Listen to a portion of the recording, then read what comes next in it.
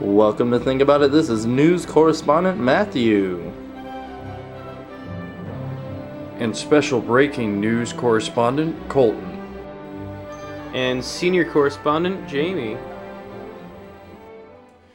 Hello, I'm Matthew, and I'd like to welcome you to tonight's episode of Think About It News. Today is March 26, 2009. Our opening news story is on science and what it can reveal in the future. Scientists can now predict events that will happen millions, maybe even billions of years into the future. Really? Matt, that's usually what I use my Mayan calendar for. I mean, they did a pretty good thus far. I mean, what does science tell us nowadays? Well, the Mayans may have predicted many things, solar eclipses, up until 500 to 600 years after their civilization became extinct. Scientists now believe that in a mere 12 million years, the Juan de Fuca plate is going to be completely submerged beneath the North American plate. Really? And where do you plan on being when all this happens? Well, I'm honestly hoping that I won't be here. This just in, we have breaking news from our special reporter, Colton. Thank you, Matt. And I'd just like to add on to that interesting bit of news. Turns out some research discovered is that at the time of death, life will go on for everybody except you. Kinda sucks. But back to you, Matt, and think about it. Thank you, Colton. You know, the last time I tried to apply science to real life, it didn't really turn out, as well as I had planned it to. I'm at a grocery store the other day, actually, and this little kid was with his mom, and he had a balloon, and, they're getting ready to climb in the car, and the balloon just flies away. But, eventually gravity would bring it down. That is what I told the kid. I was like, well, according to the law of gravity, it's a written law, what goes up will come down, so your balloon is just going to come right back down. We'll sit here and we'll wait for it. But, it just didn't work out like that. The balloon did not come back down, and now I've made this kid a false promise that his balloon is going to come down, and all he did was cry on his mom's shoulder, and she gave me some really nasty glares after that. Well, it's not really much of a law then, is it? Well, I know. I mean, I got pulled over the other day, and, I got a ticket for, speeding or whatever. I broke the law. I got punished for it. The balloon broke a law, and this little kid, little 4-year-old kid with a balloon, happy as can be. The balloon breaks the law of gravity, and this kid was the one to pay for it. I find that pretty messed up. Oh, and on that thought of gravity, seems NASA is currently getting a high amount of applications from obese Americans who are enticed by the thought of zero gravity. I mean, zero gravity for an obese American? It's gotta be like heaven. We have just received word on a breaking story out of the Science Association of America.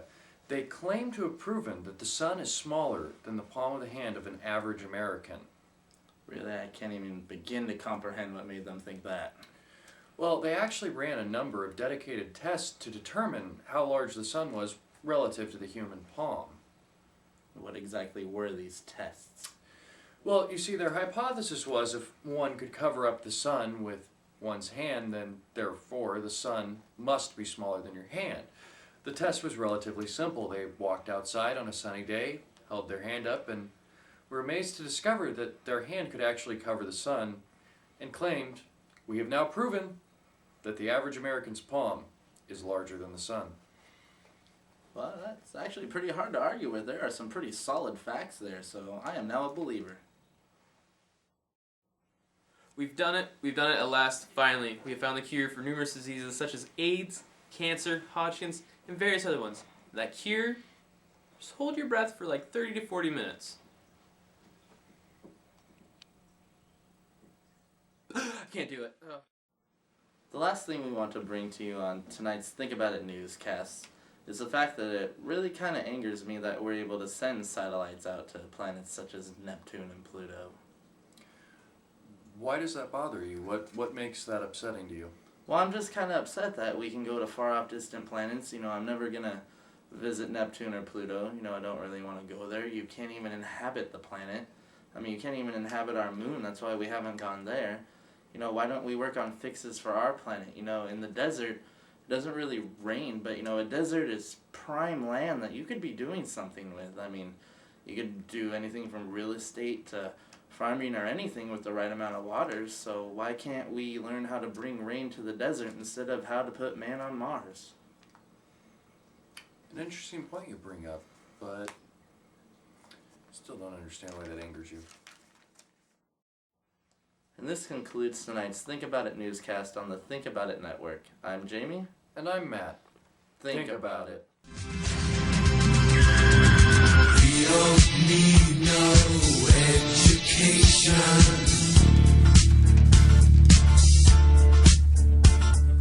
We don't need no thought control.